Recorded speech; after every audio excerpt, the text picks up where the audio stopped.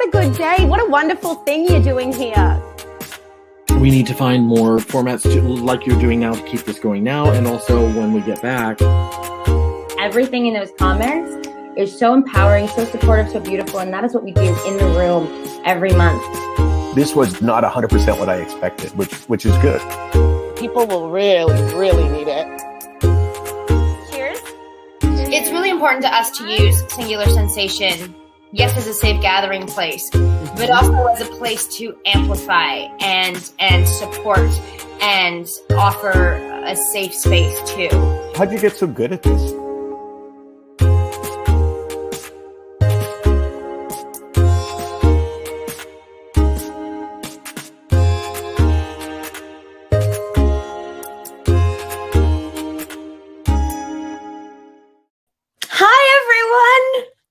We're back!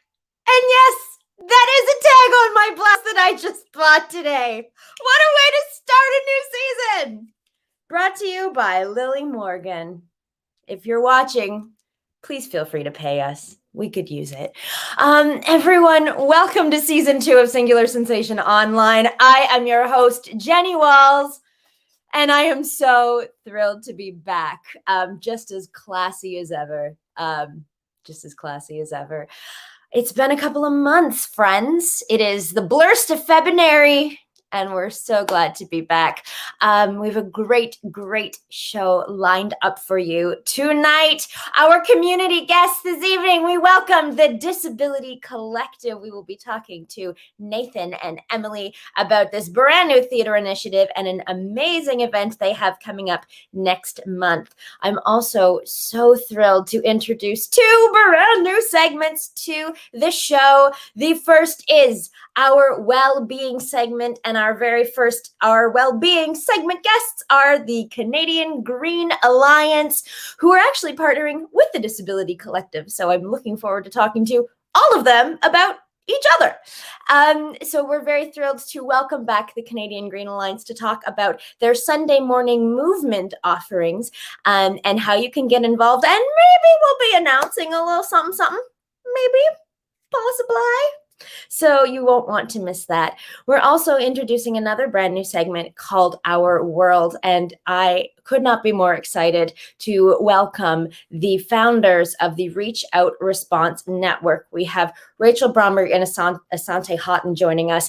They, of course, work for Reach Out Response is a mental health advocacy organization, and you've probably seen them. They've been all over the news talking about the pilot project that the city of Toronto is launching in 2022 that would see non-police response to 911 calls that are mental health related, that don't have violence being threatened, which I think is a very important thing for our city. And I'm so glad that they are taking the time to join us this evening. And our musical guest, where would we be without music? JJ Gerber is joining us again for a couple of very special musical performances. Some world debuts, I believe. So that is super, super exciting. I can't believe it is February 2021. It was just over a year ago that we had our very last live show at the 120 Diner. And I know what you're thinking, that background looks kind of familiar. Are you in someone's basement? No. Are you on Statler's old stage? No. But wouldn't that be nice? Just for a moment to remember. But we're glowing up, we're growing up, and we're really glad that you are all along for the ride with us. Thank you for being here. We hope that you'll be inspired. We hope that you will be enriched, fulfilled, excited, and we're so glad you're here. So without further ado, the tags are off. We are ready to go. Let's get on with the show.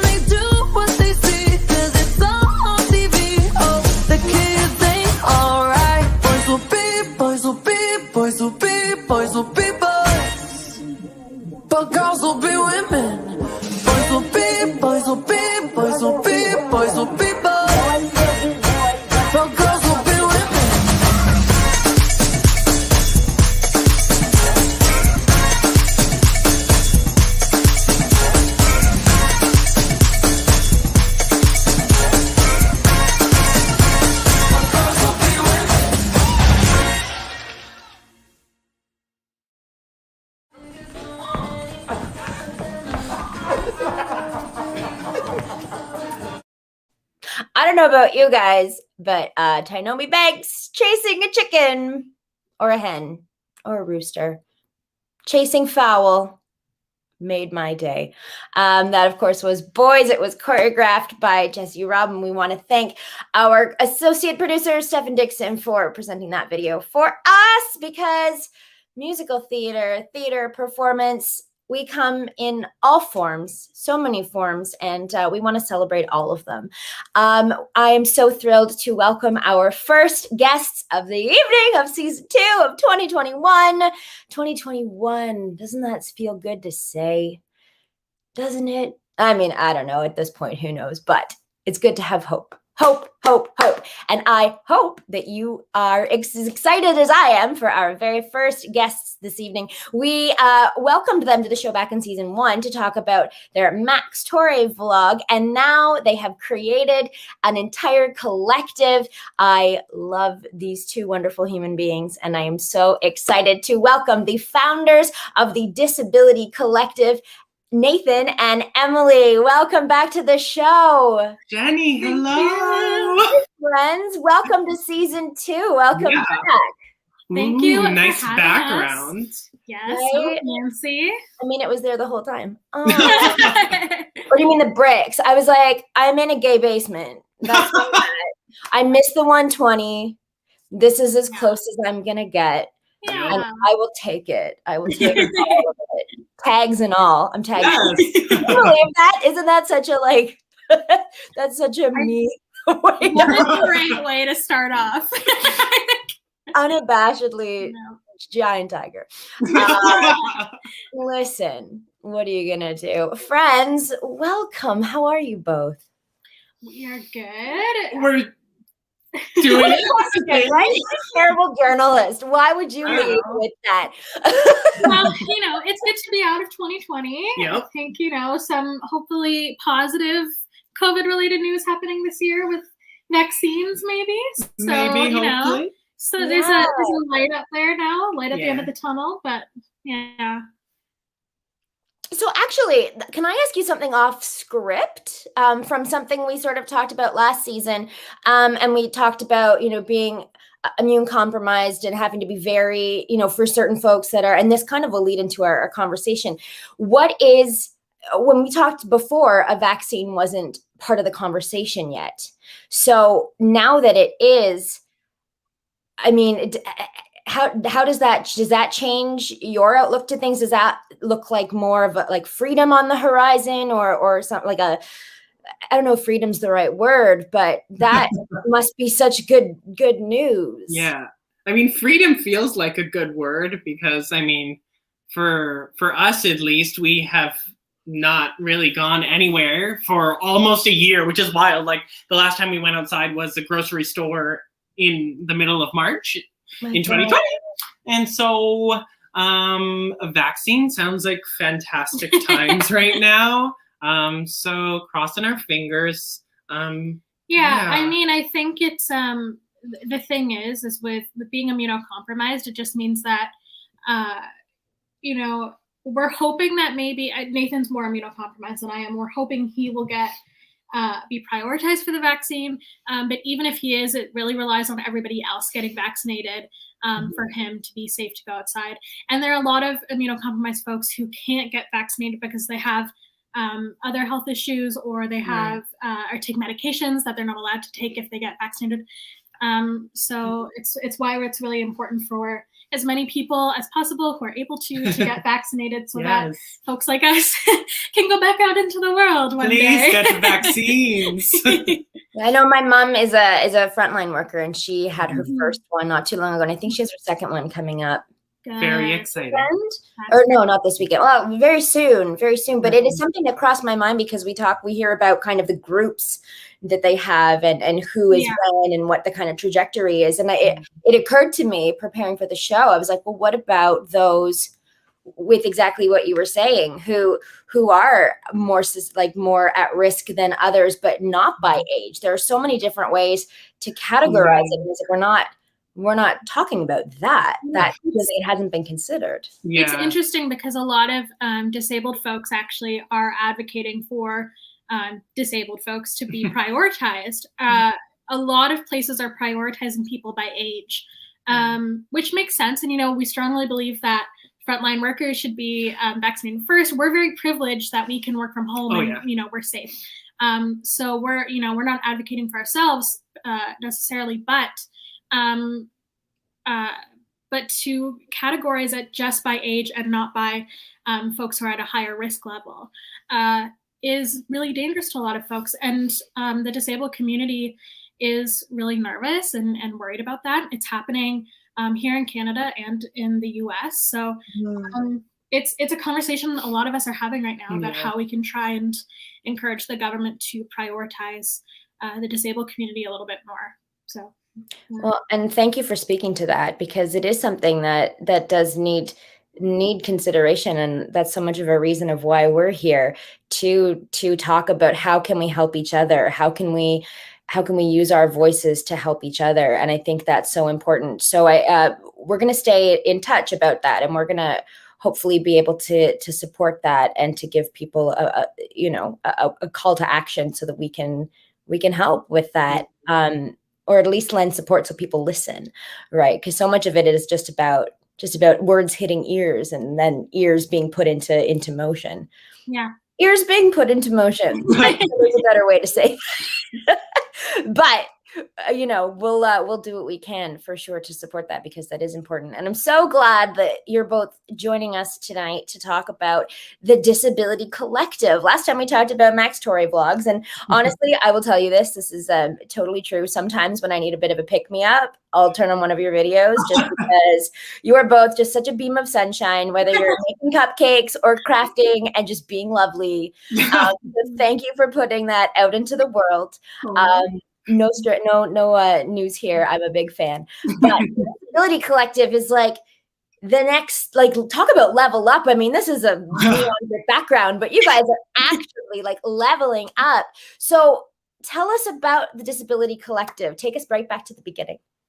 Ooh, the beginning. Okay, well, I guess we should start about what the Disability Collective is for all of our viewers, which is a brand new collective and organization that is celebrating and showcasing disability in the arts.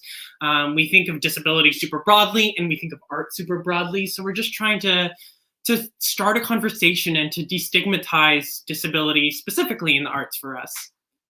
Yeah, Nathan and I are both disabled. We met working on a show. It was actually at the start of Nathan's diagnosis, and we bonded over being disabled. And we were told pretty early on to not talk about being disabled, to hide it, that it would mean that we wouldn't be hired anywhere. And we, when the pandemic hit, we had some time to really reflect on the industry and what we liked and disliked about it. And one of the things that we disliked was this notion that if you're disabled, you're not able to perform or you're not able to work. And we said not only should disabled folks be involved in this industry, but they should be celebrated and featured. And that's why we decided to start the Disability Collective. You guys are amazing. I just adore it. So you kind of touched on it, is that, you know, people need to be cast and featured and spotlit. So what is ultimately sort of the, I guess, the mandate of the Disability Collective? What is kind of the, if you had to say the mission statement, although I feel like should be spotlight and should be featured is kind of it. But if you can elaborate in your words, which will be much more articulate than mine. Well, the main way that we describe it, I think, is just a big celebration and showcase of disabled artists and creators. So, you know, that can be in a variety of forms, but the main thing is we want to celebrate artists and celebrate their disabilities, not just accommodate them. I think that's so important. And we had, and the cool thing about our show is I feel like we're getting sort of a peek behind the curtain as to all of these new initiatives that are coming up. We had Everybody on Stage, which recently I believe just got won a grant through voting. So that is community really showing up for each other, and things that used to, I feel like in the kind of school that a lot of people came up in, not like literal school, but sort of the culture, or the,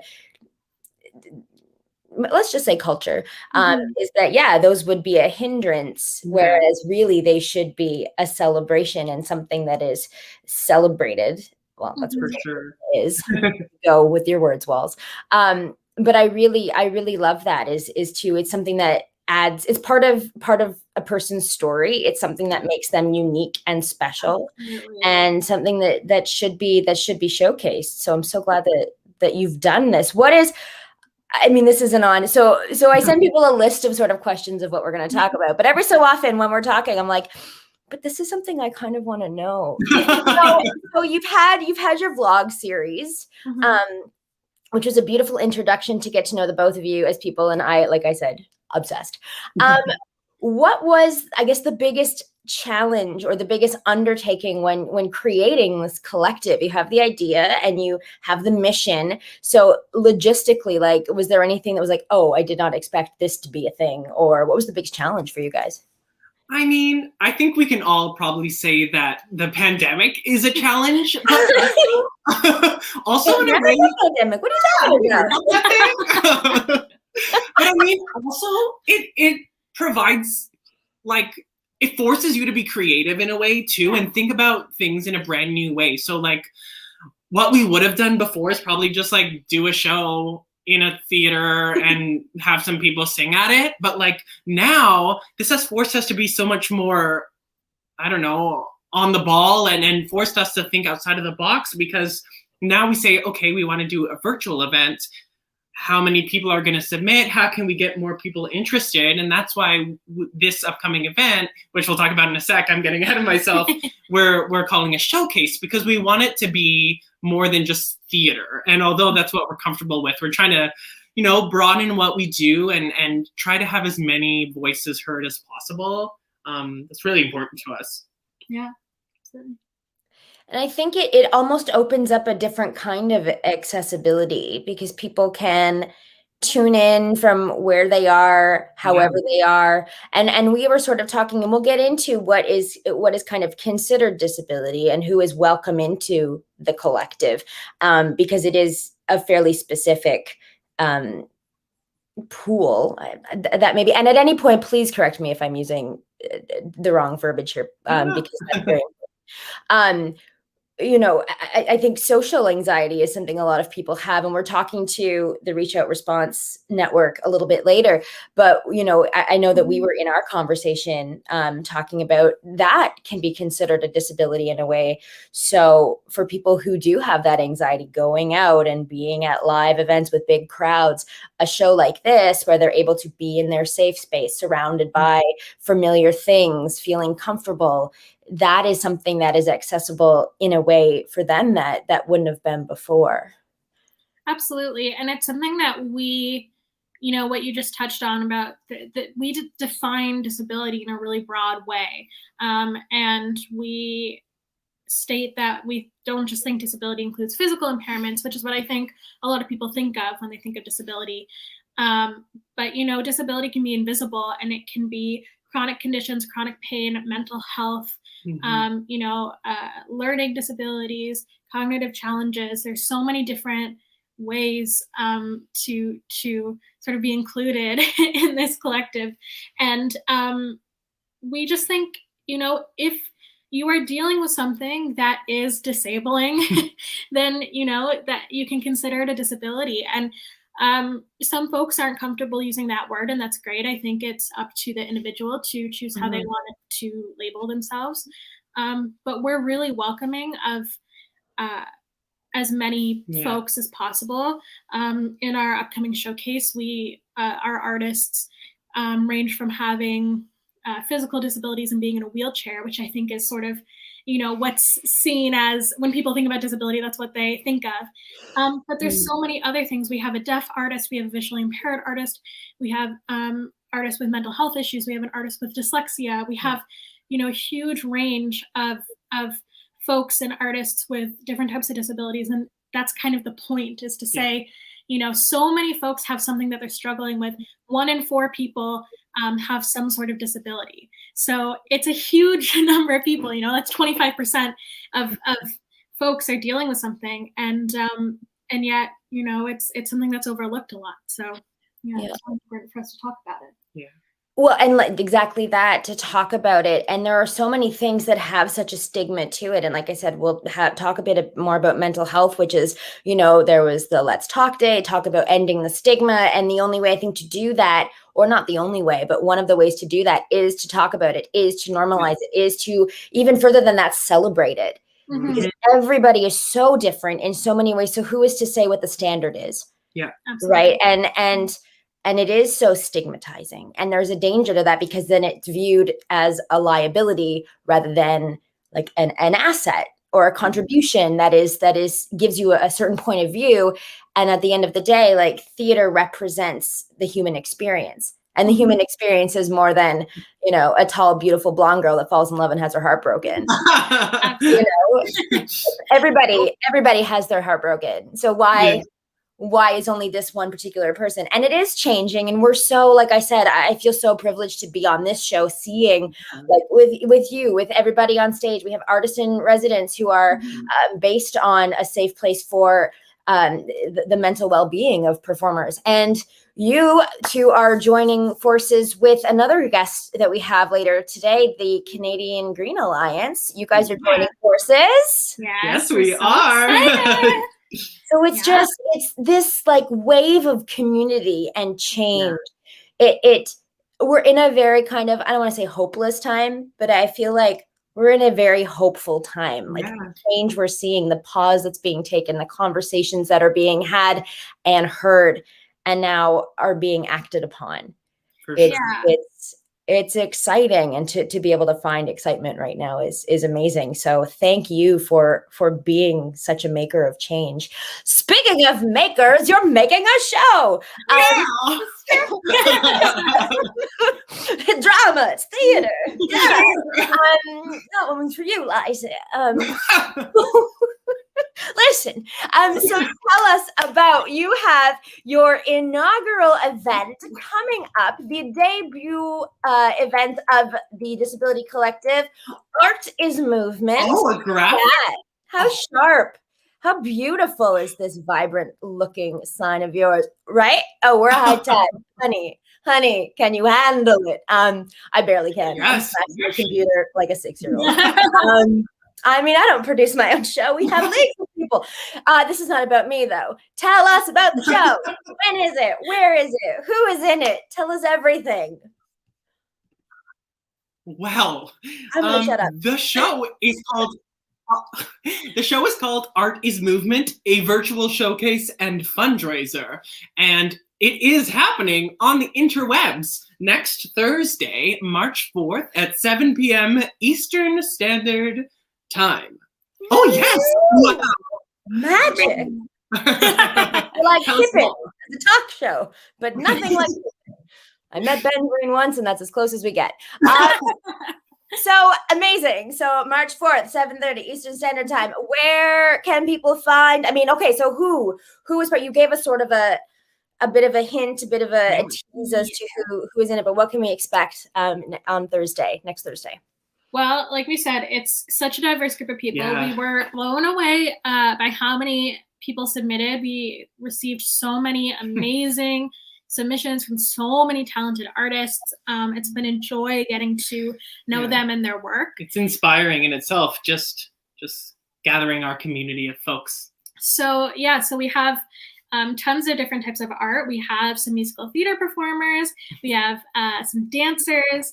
We have a chef who's going to be doing, culinary arts. Yeah, very exciting. Lots of visual artists, so painters, sculptors, mixed media, circus performance. Oh my gosh. Poetry and fiction writing. Yeah, it's pretty amazing. We're really excited. And it's the kind of thing where we're going to be hosting the event, but so we'll pop up every now and then. But for the most part, we're just going to be sitting there enjoying the art too, because these artists are so incredible. We just feel so honored and privileged to get to share their art, because it's just phenomenal. And I think everyone's going to really enjoy it. Yeah. You guys are amazing.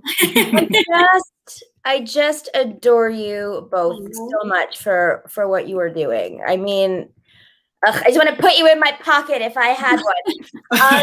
So where can people get, is this a ticketed event? Where can people find more information? Where can people get tickets? How do we support you? It is free. There are no tickets necessary. Anybody can join. And all you have to do is go to thedisabilitycollective.com, and that video is going to be right there on our homepage next Thursday at 7 p.m. And you can just watch it and enjoy the beautiful art that will be showcased. I love it. Thank you. And lastly, how can able-bodied folks support and amplify the Disability Collective and the work that you're doing? Well, it's a perfect segue for me to let people know that we do have a GoFundMe up right now. So folks can donate to that. The link is on our website. If you go to thedisabilitycollective.com, you can click the donate button and it will pop up right there. All of the money, every single cent of that money is going towards the artists. The Disability Collective isn't taking any money from that. Every penny goes to the artist directly. We are really passionate about paying our artists, and specifically paying disabled artists, because disabled artists often don't get paid for their time or don't have opportunities to showcase their work. So that's a great way to support. And the other way is to share and promote our website and the event, and to just chat about it with friends. Yeah. I guarantee that almost every person watching this right now knows at least one disabled person or one person who's dealing with something. And maybe they don't feel like they can talk about it, or maybe they don't feel like it's celebrated, or something like that. And that's what we're really trying to work on. So just getting the word out there. Yeah. Amazing. Well, our musical guest who's coming up for his first performance next is backstage freaking out over the just the snaps are in the air, and I share the feeling. I just, like I said, I adore the both of you and everything you're doing. And we will be making a donation to the Disability Collective's GoFundMe, and we will be sharing the information for the event on next Thursday, because this is really important work, you two, and you are just such leaders in our community. And I'm so grateful for your time. Thank you for joining us tonight.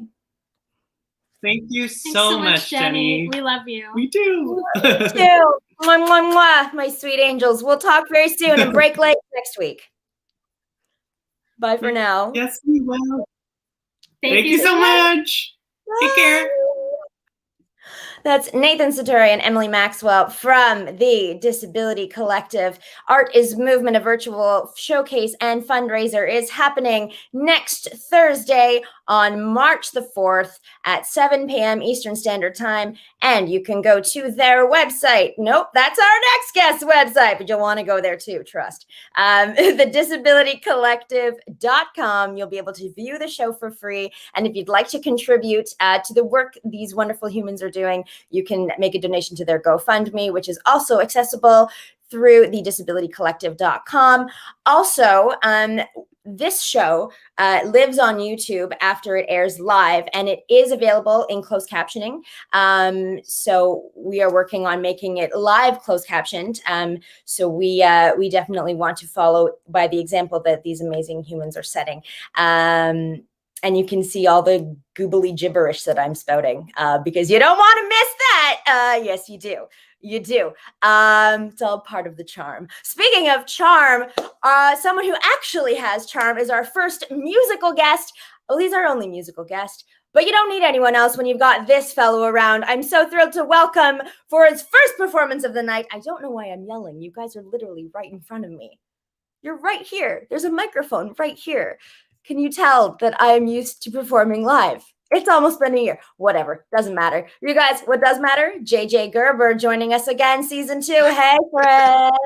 Hey, good to see you again. Good to see you too. I feel like I have to pause and just say it's so nice to see those two together, the last two. I mean, before COVID, I got to be in a show where that Emily was working on, and she would just gush about how in love she was with Nathan. And so seeing them together on screen and that this is what their love has created, this amazing movement, it just makes me happy. Oh no, I'm melting. From the scalp down, can you tell? From the scalp down. From the scalp down. Sweating. I don't know. I mean, it's a good thing she didn't diet today. That's all I can say.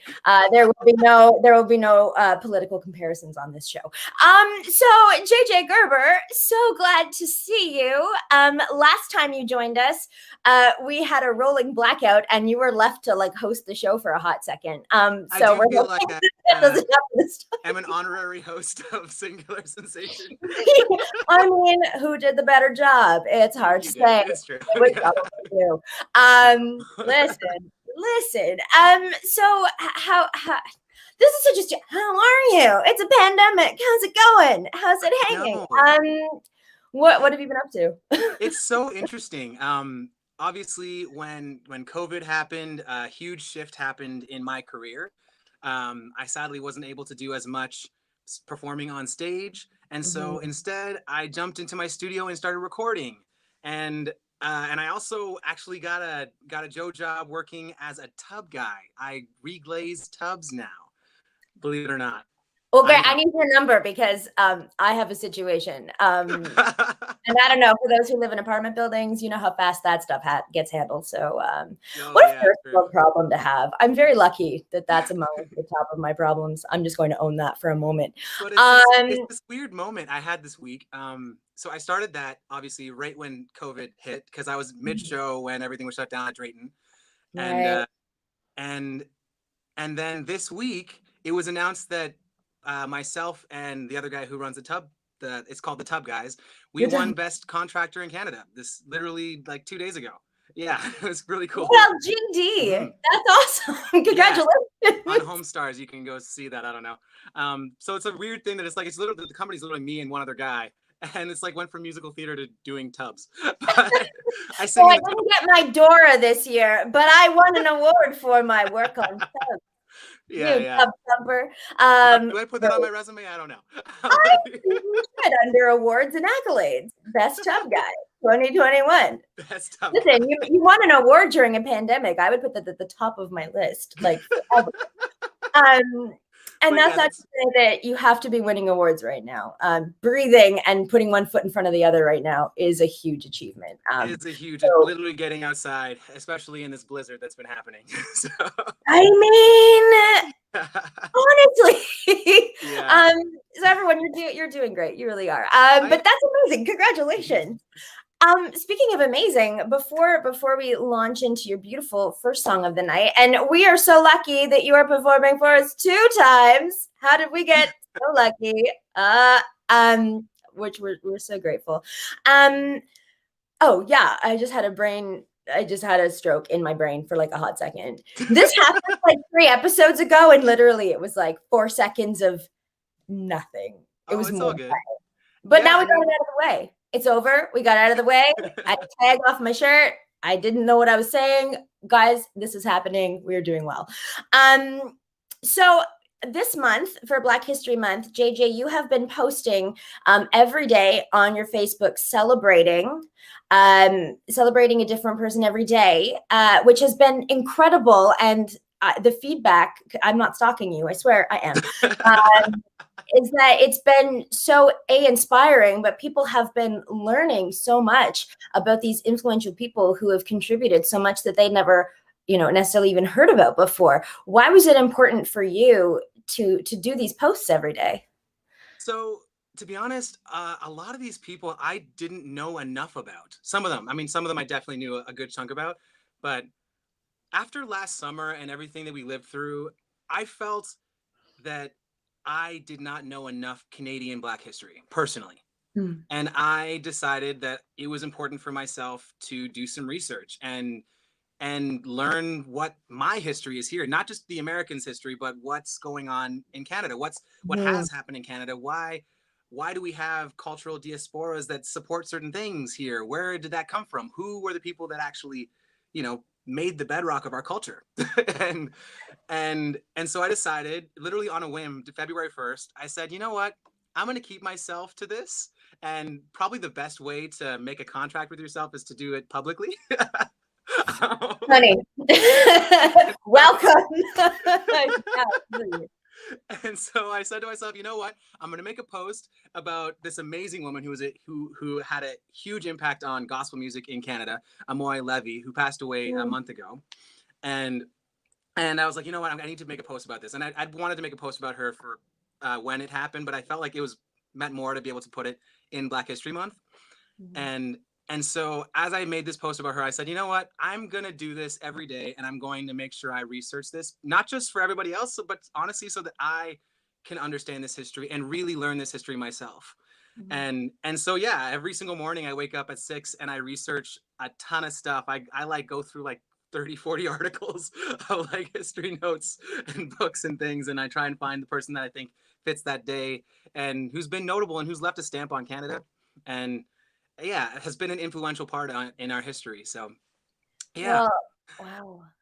Well, I thank you for sharing your time and your labored work with all of us, because it's incredible what you're sharing. So thank you for doing that.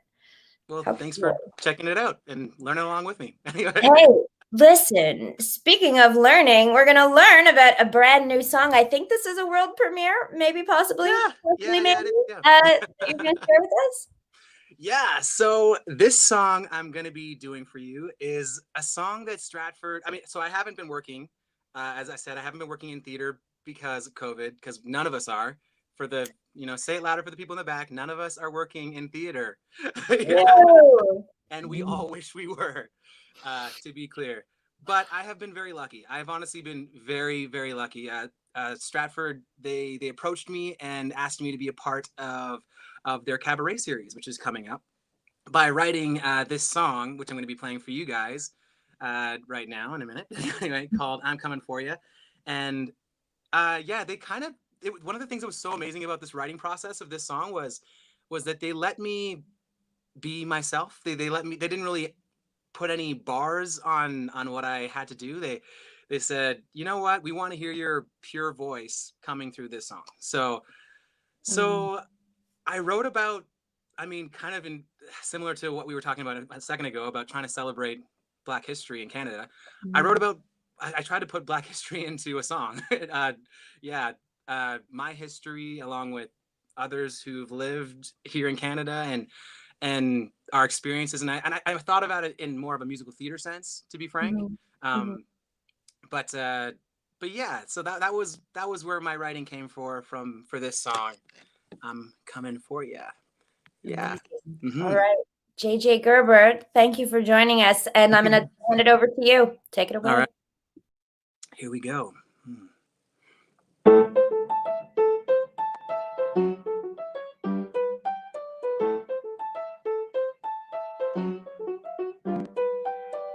Kissed on my feet, my mother made my bed. Held high her child and blessed my sleeping head. My curls were left to inspire.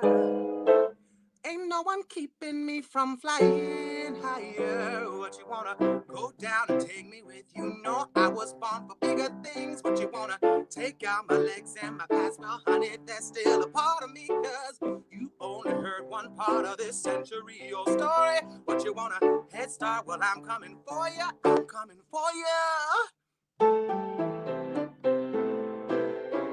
I'm coming for you.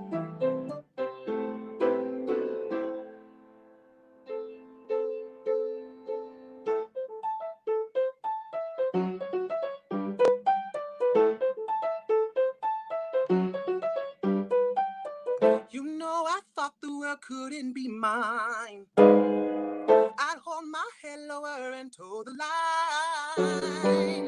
Diminished souls, they tend to compromise.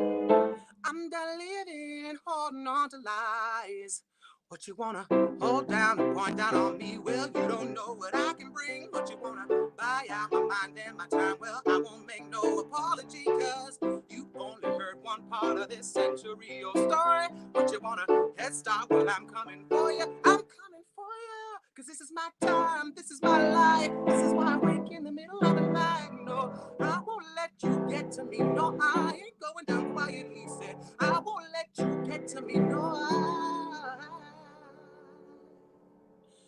I've been thinking that I don't know much about love. Much about love. Cause why would I hold on to something that keeps breaking my heart? Keeps breaking my heart.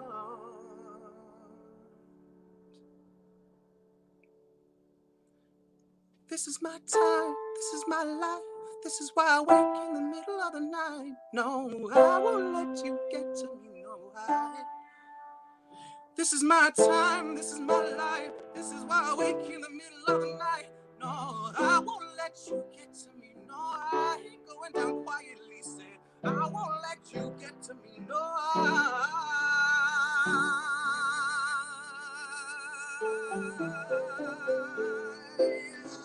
I'm coming for you. I'm coming for you. I'm coming for you. I'm coming for what is mine.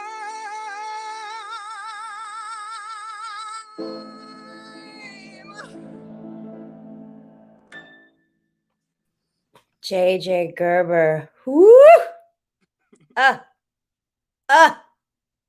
Can't. Words. Have none. Got none. Have none. Thank you for sharing that. Oh my gosh. You are just like, I can feel it through the screen. A pile of books just fell over beside me, which is what I want to do right now, but I can't because the show has to go on. However, the books are on the floor. The shoe is across the room. It's happening. Thank you for sharing that. And you're going to come back and perform a little later.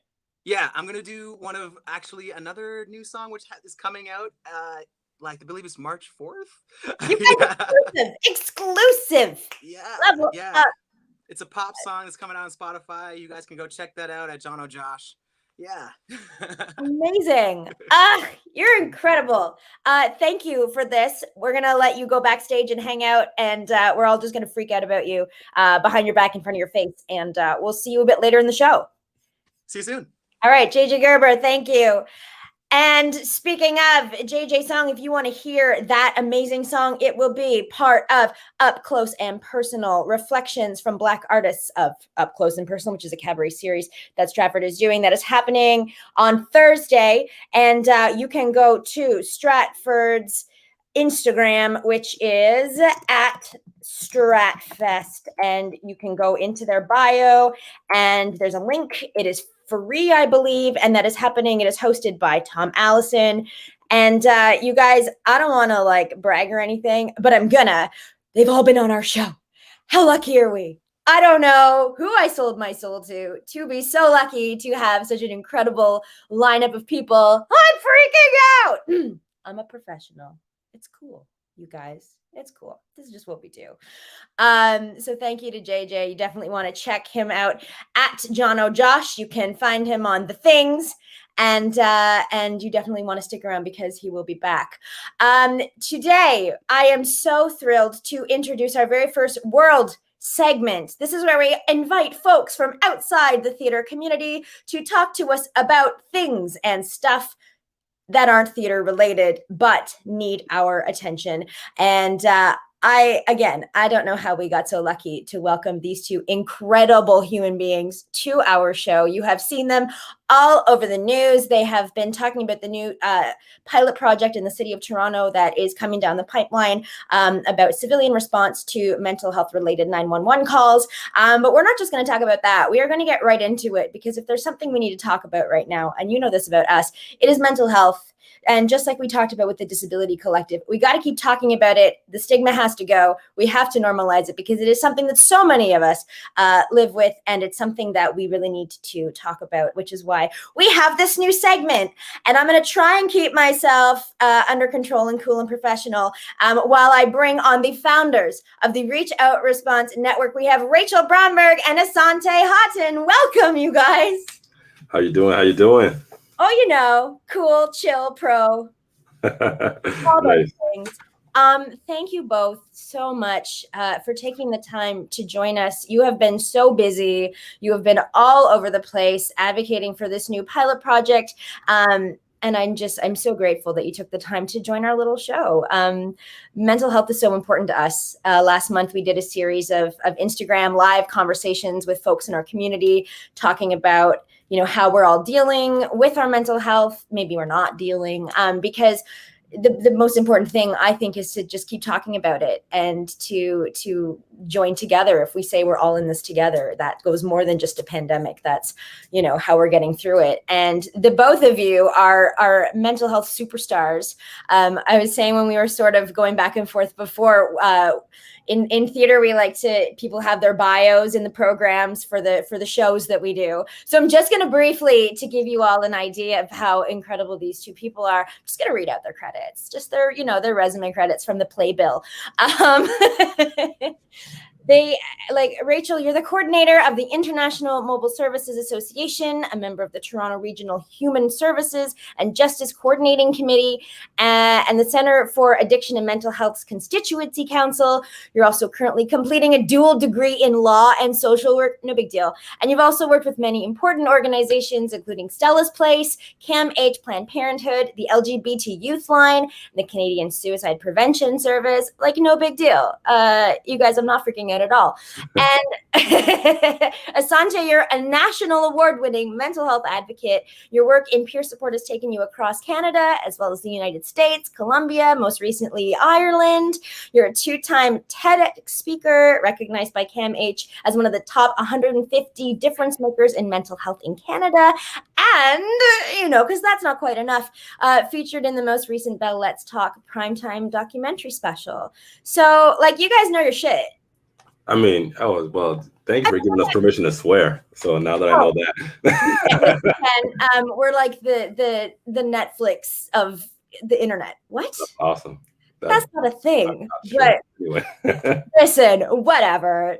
Oh, there goes our funding. Wait, it's Canada and we have none. So here we are. Speaking of funding, let's talk about mental health care in Canada, shall we? But you know, before we get into that, because like it's a really important conversation, and mental health is something I've never really shied away from talking about myself in my own experience, and it's really frustrating. It's a really, like, we've been talking a lot about broken, fractured systems in various parts of society, of civilization, and mental health is one of them. But before we get into that, because you both have like a little bit of experience in the mental health sector, how did you guys meet? We love a good origin story here in musical theater. How did you guys meet, and how did the Reach Out Response Network come to be? Before we get into all the nitty gritty, tell us about you guys. You want to jump in on this one, Rachel, or should I give the backstory? Rachel, I think you're on mute, so. Oh,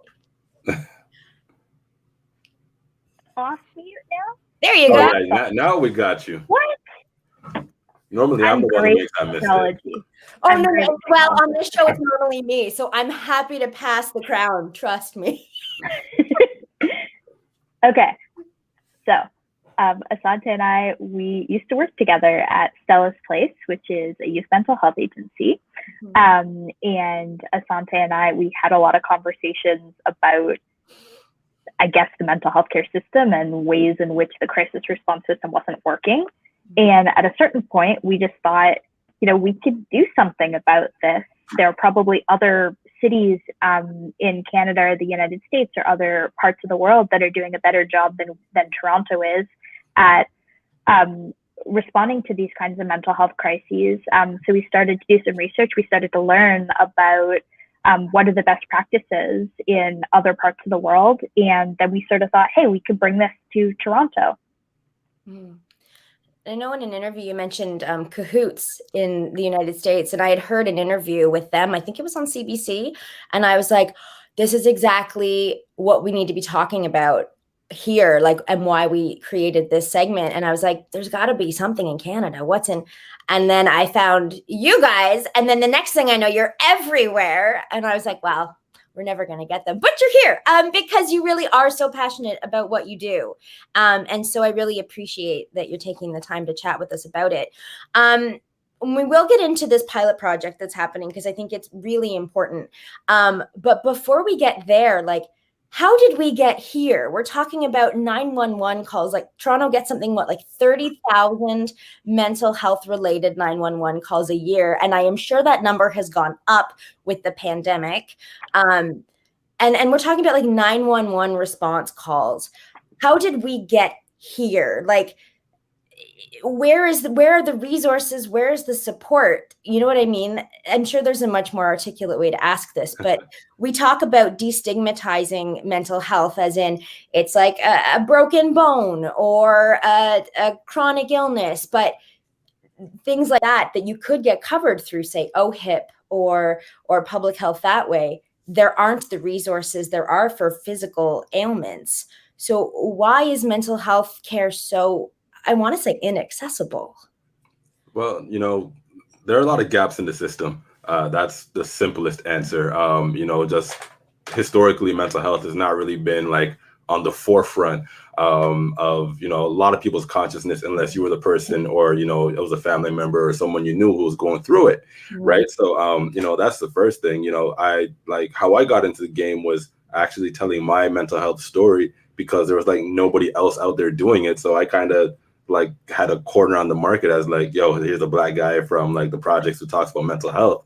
And that sort of propelled me here. But and that was only maybe 9 years ago, right? And so a lot has happened in the past several years, and nothing was really happening before that. So we're doing all this anti-stigma campaigning, but the system has not really caught up to folks wanting to access mental health services I guess more robustly or more, or whatever the case may be. So if there are gaps, people don't know how to access, they can't find things that they need, they get the runaround. Maybe there are other challenges beyond mental health. Housing, is a big one. Substance use for others, a lot of different things, right? If there's no way to enter or to really, to do the prevention work, then you just get worse and worse and worse. And the next thing you know, you're calling 911 because that's the only recourse you got, because you're in such a high level of distress that, this becomes, wow, this is my only option. That's been me before. That's been family members. That's been people that Rachel and I have worked with. So, I mean, that's a big thing, but why 911? And well, it's not the number really, it's the people showing up. Why the police? Right. Yeah. So, that's the question that we wanted to answer. And, I'll toss it over to Rachel to maybe say a bit more. Yeah. So, I mean, what we really saw is that police have become the catch-all in our society. Basically, if you call 911, you get the fire, which obviously for a fire, ambulance for like physical health crisis, and then police are sort of tasked with doing everything else. But the problem with the mental health crisis is that it's the tools that police are bringing into the circumstance are not well matched to the situation that they're being called to handle. So, someone who's in a mental health crisis, what they really need is support and de-escalation and to be connected with resources. Whereas, when police show up on the scene, really, they're not mental health workers. And I mean, through no fault of their own, police are trained to respond to crime and violence and danger. Asante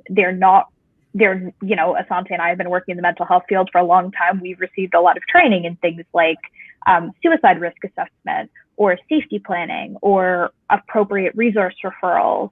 We have, I think, both of us have a pretty good idea of what resources are out there to send people to, what are the benefits and challenges of these different resources, what kind of resource is appropriate for what kind of situation that someone might be in. And that's just, police don't get that kind of training to that same degree. And even if they did, their presence on the scene, because people associate police so strongly with like crime and violence and danger, them being there at all, even if they're nice, even if they're nice people, which sometimes sometimes they are, sometimes they're not, but even if they are, it still brings this association in people's minds that, oh, people in a mental health crisis are dangerous or violent or scary because of that association with police. So what we really want to do is make sure that the people with the right tools are responding to the right situation. So, someone who's in a crisis, we know from the data that very unlikely to be violent towards anyone. Like,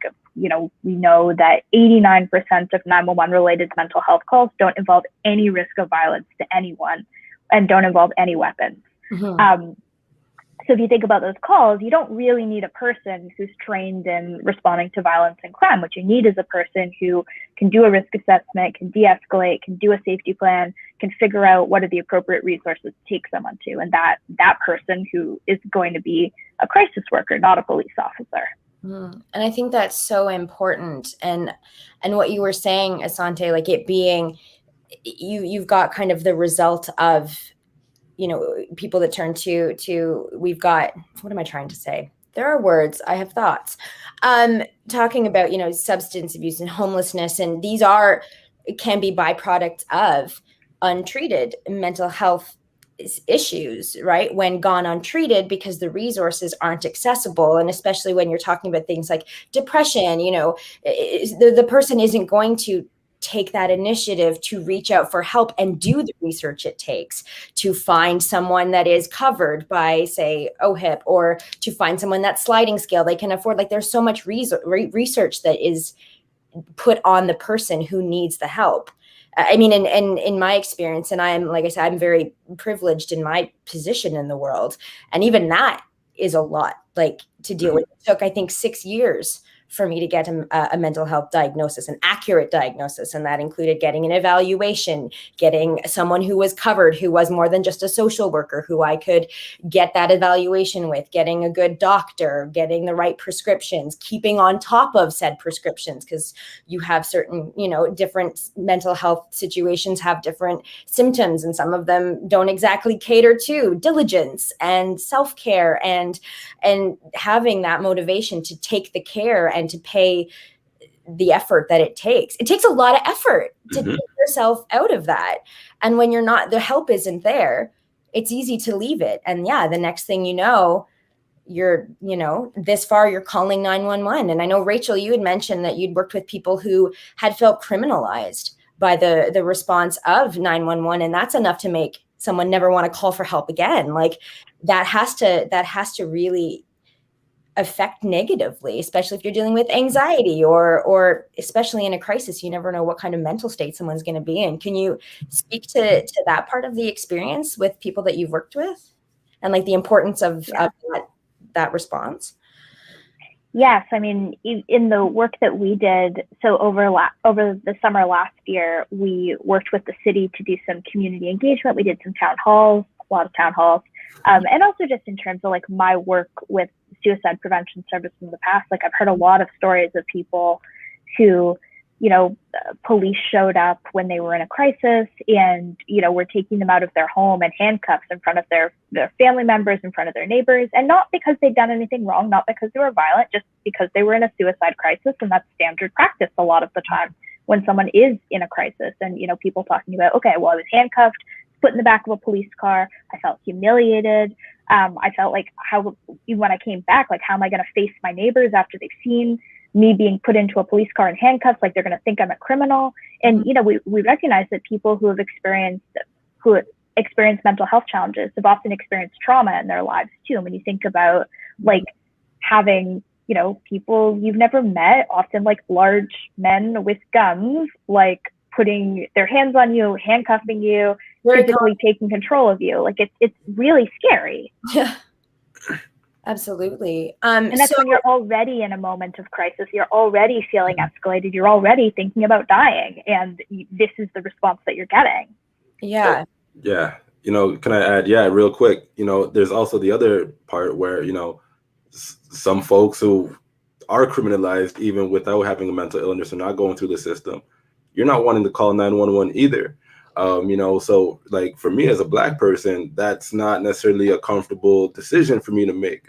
Or if you live in a low income neighborhood, having the cops show up at your doors is kind of, putting a target on your back in a lot of ways, depending on what else is happening in that community. Right. So, there are a lot of considerations that, go into making that call. And, Rachel and I, something that we've talked about a lot is being in the position where we've had to make some really tough decisions about whether, as professionals, about whether or not we make that call, because we're afraid of what might happen to the person that we're trying to support if we do. And we shouldn't have to be put in that position. We should be in a position where we can call for help and know that help is going to arrive, and that help is what the person in need is going to get. Mm-hmm. And thank you for addressing that, because that is a very important thing to mention. So this new pilot project that will happen in 2022, Rachel, I believe you said, what can you tell us a bit about that? And yeah, tell us about this, because I think this is so amazing that this is something that's going to be happening in our city. Yeah, so there are going to be 4 different pilots that are going to be live in January of 2022. They're going to be in 4 different parts of the city. So one is going to be in downtown East, one will be in Northwest Etobicoke, one will be in Northeast Scarborough, and one is going to be specifically an Indigenous-led pilot that will be run by Indigenous communities and will serve Indigenous communities specifically. And that one, it will have a geographic catchment area, but it hasn't been set yet what that will be. So what's going to happen is agencies in each of those catchment areas can apply to operate the service, and then one agency in each of the areas will be chosen. And once the pilots launch, rather than police showing up to some of these mental health crises, this teams of mental health workers, crisis workers from these agencies will instead go out, and they'll be first responders to these kinds of crises. And people will be able to access the service. There will be a transfer process from 911 if someone calls 911 and they're talking about a mental health crisis in one of these areas. But people will also be able to call the service directly if they know that it exists. And there will be some public education that will be happening in those catchment areas to let people know that this new service exists and people should call it. That's amazing. What is kind of your hope with this pilot project for the future of mental health response in Toronto? For me, it's pretty simple. The hope is that people who are in distress get support and useful support that will put them on a path to getting better than where they were at when the call was made. So for me, that's the number one thing. There's obviously a lot of other stuff embedded there, but it's just about making sure that people who need help get it, and then that's a starting point for them to get better.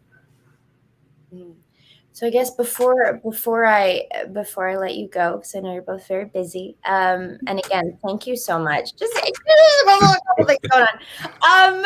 Before I do let you go, and on behalf of myself and everyone watching, thank you for the work that you're doing. in our community. It's so important, and it means so much to us that you took the time to speak to us about it. My last question, I guess, is if someone watching right now, either themselves or someone they care about, is in a mental health, facing mental health crisis, they're not sure what to do, they don't maybe want to call the police because this project hasn't been implemented yet. What would you recommend as a maybe a resource, or what should they do if someone is in crisis right now and they're not really sure where to turn? So one resource that is a really good resource for folks who live downtown Toronto is the Gerstein Center. That's an organization that has a mobile crisis team that can go out and meet someone wherever they are. They also have crisis beds. So if people need a safe place to stay but don't necessarily need to go to a hospital, they can access those. So I would encourage anyone to look up the phone number for the Gerstein Center. I would also say that, there are suicide prevention services like Canadian Suicide Prevention Service or the Toronto Distress Center that people can access. But I would also say, if you're someone who's worried about a loved one, often just talking to them and supporting them and, letting them know that you're there, and trying to also, as much as possible, encourage them to create how would I say? I guess a group of people who they can call on, who could sort of, rather than just having one person who they're relying on all the time, really encourage them to, create a group of a few different people who could support them in a crisis, or, even before it gets to the point of crisis. And, sometimes it can be difficult to talk about, especially people who are experiencing suicidal thoughts, that can be really difficult to say. So if someone has trusted you enough to share that with you, offering to support them and telling other people if they are comfortable with that, if you could have a conversation with them, that can be really helpful. But really just letting, the people in your life know that you're there for them, that you're not going to judge them, and that it's safe to talk about this stuff with you. That is something that is really important. Mm-hmm.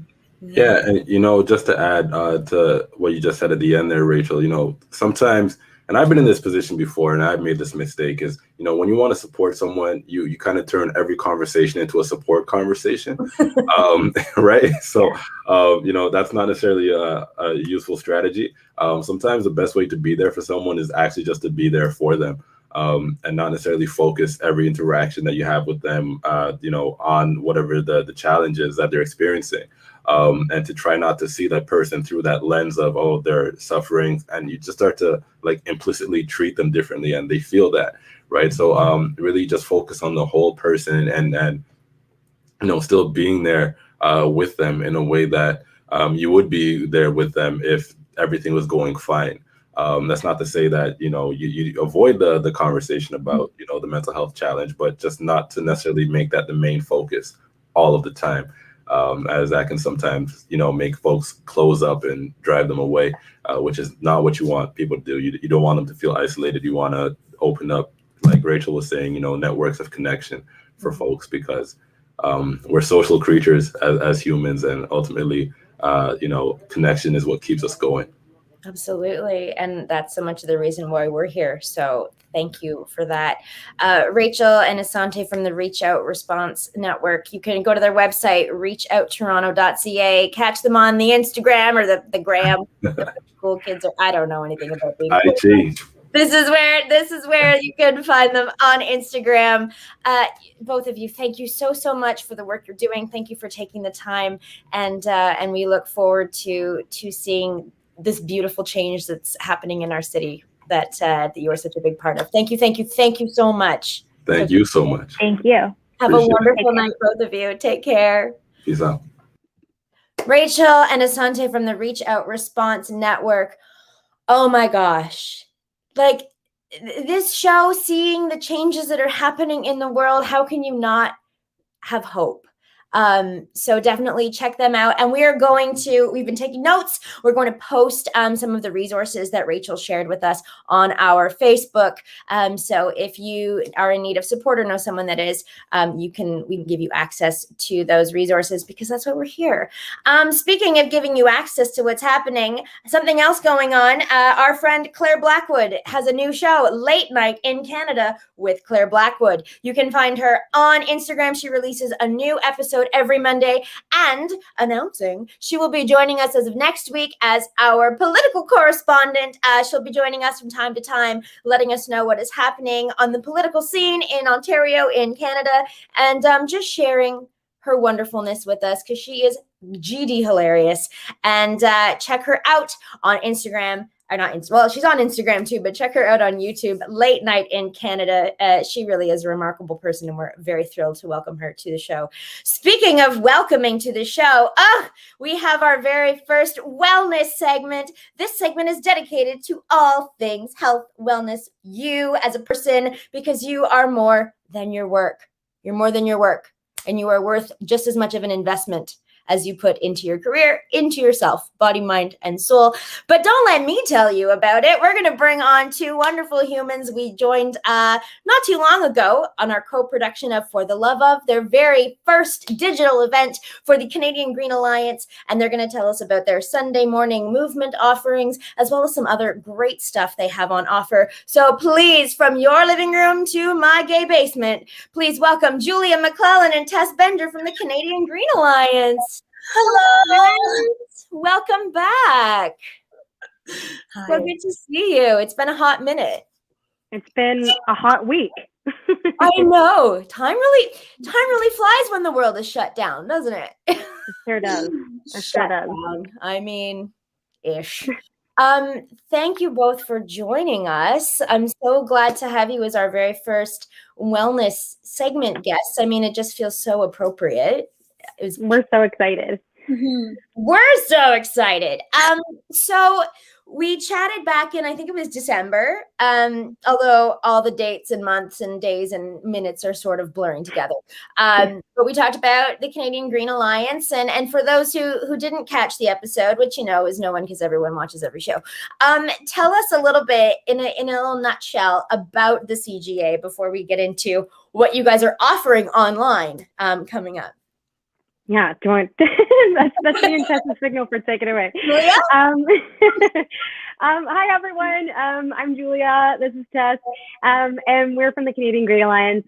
We are a national not-for-profit dedicated to bridging the gap between sustainability and the theater community. We are sort of a three-prong approach alliance. We are producing an e-guidebook that is going to guide arts organizations to making more sustainable choices from their front of the house all the way to design, all the way to the breakdown of a show. We're also sort of serving as the living room that brings together not only arts organizations and arts workers, but also sustainability initiatives. Lots of the amazing sustainability folks who are already working within the theater community as well.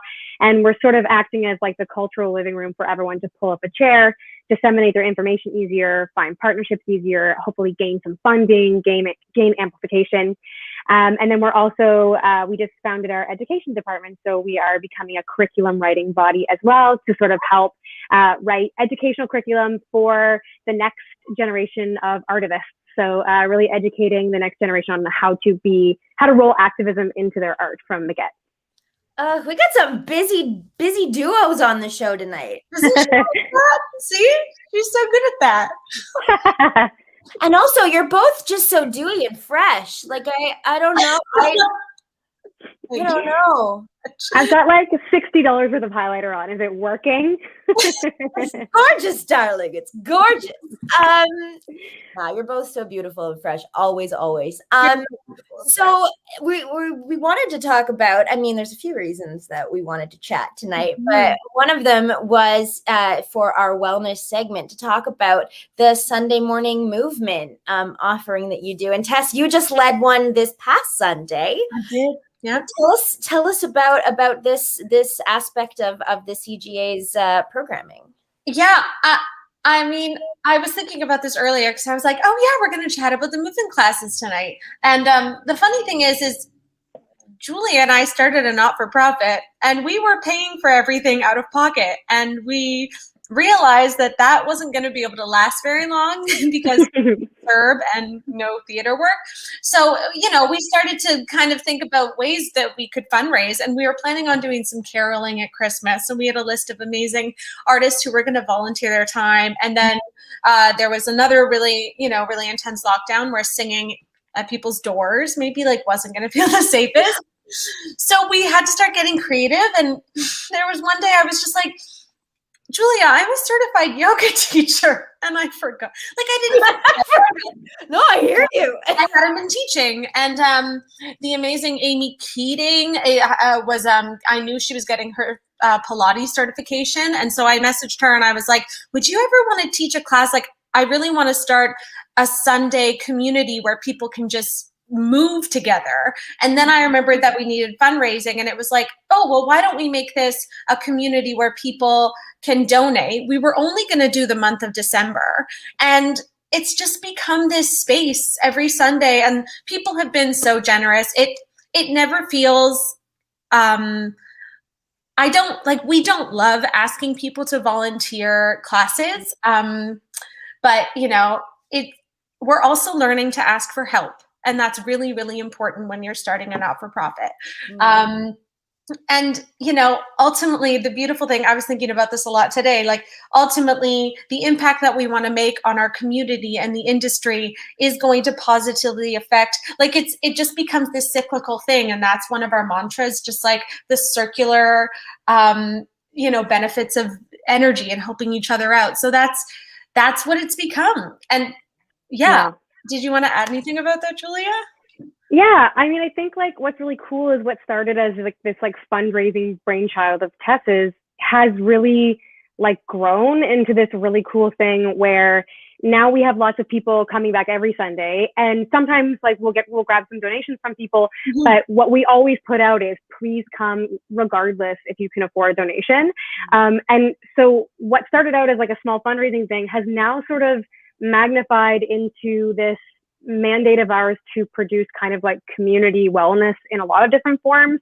Because when we're talking about sustainability, we have to be talking about so many different pillars, right? It's not just about green technologies. It also has to be about the economics of sustainability, and it also has to be about the human, the humanness of sustainability. We have to talk about sustainability of funds and sustainability of time, and things like childcare is a part of sustainability. So we really have sort of grown it into this thing where people can come and find accessible and affordable mental and physical health care just through being able to move their body for free if they need. And what's really tricky about this time right now is that a lot of fitness being offered online is by self-employed people. So of course it has to be for money, right? That's how they're sustaining themselves.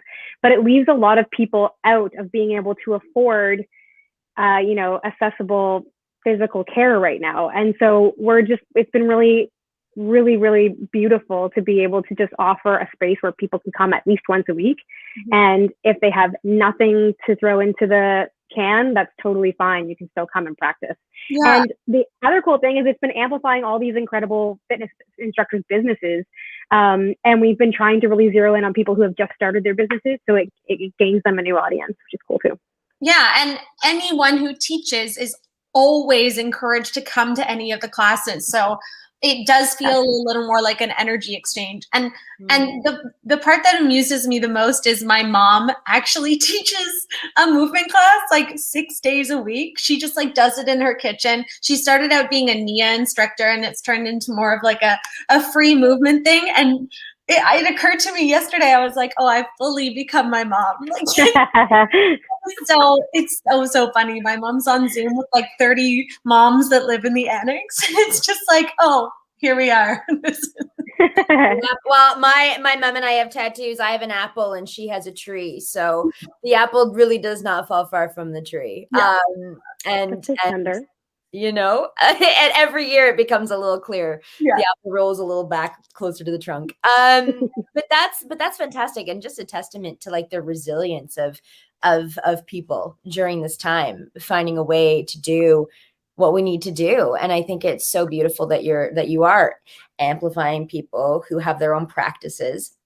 And I think tonight there's such a theme of community, which is what we're all about and what we love about you, about the Disability Collective, about Reach Out Response Network. I mean, this evening it's incredible. I'm so like humbled and privileged just to talk to all of you. Speaking of talking to you, and we recently co-produced a beautiful show about love in all its many musical forms, and that's not the only thing we're going to be working on together. Do you guys want to give a little chat about what's coming up down the line with the Canadian Green Alliance? Thanks, Tess. We're very excited to announce tonight another part of our sort of like community wellness mandate and approach is through our education department. Not only are they going to be becoming a curriculum writing body for post-secondary and youth programming, but we're also going to be rolling out a ton of really cool online content for our community through this year. And the big one that we get to announce, which we are partnering with you and Singular on, are going to be our green panels. I think for me, having been working in the sustainability sector for a long time, I think one of the really big barriers to public education about sustainability is that we never stop to take the time to be like, wait, does anyone have questions about this? We tend to steamroll on and it becomes this really elite conversation that only if you have pre-existing knowledge of that conversation can you come into it and participate. And because we're hoping to be an organization that services a large industry of people who are coming at this from all sorts of different perspectives, we really want to take a moment during this COVID pause right now to produce conversations between people that actually just sort of fleshes out and makes these conversations a little bit closer to home, a little bit more easy to understand. So taking some pretty large conversations like, what is green theater? How do we design a show green? How do we produce a show green? What perspectives are missing out of the conversation, often in the theater sector? So are there Indigenous-based knowledges and solutions that can be applied to the way we make theater to better enhance the way that we are making shows? And speaking of the Disability Collective, we're actually going to be having them on a panel to talk about like eco-ableism within the theater and what perspectives disabled artists can bring to sustainability. And there's tons because there's a huge intersection there. And so, yeah, we're just really excited to produce this really exciting, broad, big number of questions to our community and sort of take the time to really, get down to some of these cool conversations. Amazing. So good. So important. Where can people find out more information about the panels? Can anyone access them? How are they going to be rolled out so that people kind of have an idea? Well, obviously, guys, we're going to be posting about it, sharing about it ad nauseum. So not to worry, but for those watching who are interested. Yeah, we're going to be announcing them on our socials on Instagram at Canadian Green Alliance this week. So you'll have all the information there. They're open to anybody. They're going to be free, which is super exciting. Again, we want them to be accessible conversations, so you shouldn't have to pay for conversations that are public interest. So they're going to be free. You'll find them through Singular Sensation. And we're really excited. So you can follow us on Canadian Green Alliance and see all the information there. Amazing. So before we let you go, what's coming up this Sunday that people can look forward to, and how do they get into it? We've got an amazing woman, Katerina Papakostas, who did the Kinky Boots tour with Julia. That's where they fell in love and became dear friends. And she does a cardio bar class about. I think I have to do that. Yeah, she's a consistent teacher. She's so generous. She teaches about every 6 weeks from her sunny backyard in Texas, maybe. Although it's not so sunny at the moment. Yes, not so sunny at the moment, but 6 weeks ago it was a bit evil to see that. Yeah. So cardio bar. Yeah. I mean, circling back to the movement thing, I'm glad you kind of brought it up again, because I as artists, we're so and non-artists, as human beings, we're used to being physical in the world. And this time, but don't be hard on yourself if things feel off, but also don't take for granted moving and breathing and jumping and bouncing around. And I just want to remind people watching that please do come for free, and please keep your camera off if that doesn't feel good. We just want to create this space for people to keep moving, because it's really important to keep moving. Yeah, literally sometimes I do the first half class and then I turn my camera off and I eat while everyone else is still exercising. So if you want to take that approach, you're welcome. It's choose your own adventure. Absolutely. Yeah. Choose your own adventure movement. Well, ladies, I can't thank you enough for what you are offering our community, keeping everyone moving and educating as you go. We're so thrilled to be collaborating with you on the panel series, and we can't wait to learn as well. So we're going to be learning along with everyone else, and thanks for having us. We're big fans. Thank you. Thank you. Shout out to Singular Sensation. Woo! Well, we're all a big freaky family over here. Oh, wait, you know what? We should mention one more thing. I would be completely remiss, speaking of your former guests. We are working with the Disability Collective. We're partnering with them moving forward for our Sunday wellness classes. They're helping us develop a whole accessible fitness program, new instructors, interesting classes. We're going to have sort of like offerings, hopefully like in-chair yoga, closed captioning, all that kind of stuff. So we're working on making sure that offering is for absolutely everybody who wants to join. So keep an eye out for that as well. Amazing.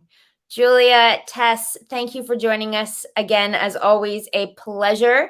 And we'll see you Sunday morning for some cardio bar. I'm pumped. Yes. I'm already tired. Take care. Bye. You guys find them, the Canadian Green Alliance, on Instagram, and Sunday morning cardio bar. Sounds awesome. And we're so thrilled to partner with them on their panel series. Well, it's come to that point in the show. Again, I don't know why I'm yelling. Why am I yelling at you? I'm just very, very excited about seeing you all again, about our next guest, about this amazing show. Guys, this is why we do what we do. What an amazing show tonight. Thank you to all of our guests, the Reach Out Response Network, the Disability Collective, the Canadian Green Alliance, and this dapper gent, JJ Gerber. Oh, hello again. Hey, I'm back apparently. Back. You know, I can't tell if I'm enjoying more what's happening on camera or watching you just living your best life backstage. Honestly, it's just so great to see what's going on, and I mean, some of these people, like, we're all, the theater. Oh, it's gotta be clear. The theater community is something that I've missed so much, and seeing Julia and Tess jumping and doing such amazing work, and I mean, their energy is exactly what you guys see on screen here. For those who don't know them personally, and to be able to see that they're doing this in their work, it's just beautiful to me. Anyway, yeah. No, but it's true, and that's so kind of you to say. You are just so supportive of everyone here tonight, and that's just you also. So for those who don't know, and it's such a pleasure to have you back, and thank you for sharing with us earlier. And you've got another is this world premiere Yeah.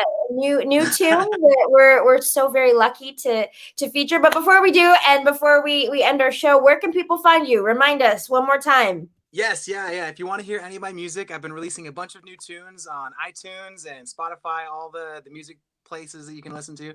At John O'Josh, that is me. Yeah, we've got 2 new songs that came out in February, and we're going to be having 2 more coming up very soon. Well, this is one of them. This is Feels Like. Yeah. Amazing. Thanks for joining us, everyone. Have a great week. We'll see you on March 8th. JJ Gerber, take us home. All righty. Mm-hmm.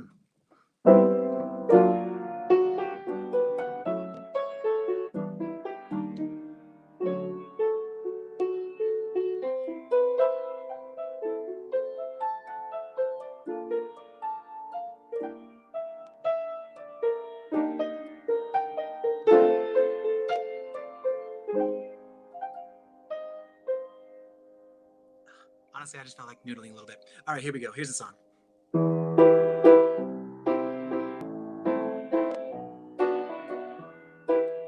Yeah. Feels like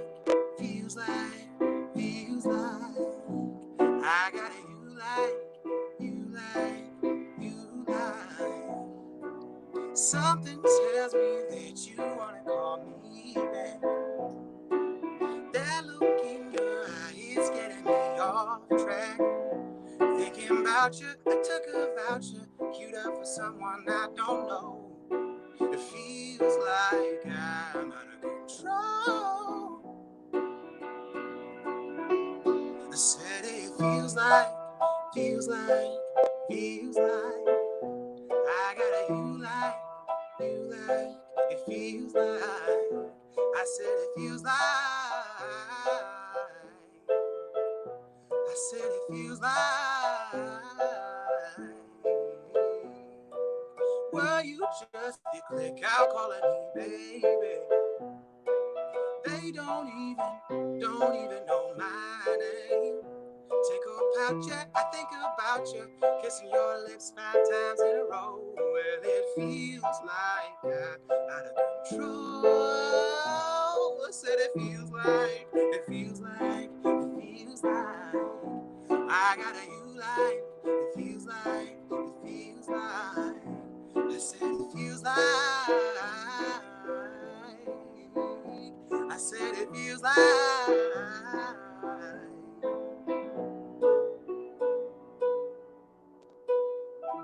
Taking me up, taking me down, feeling the sound, feeling it pound, alright. Everywhere that I go, I know my baby's got a hold on me. But something so tired, am I reading this right? I thought I took out the book, but now I'm second guessing. Got me feeling so tall and giving it all, and I can't figure out why it feels like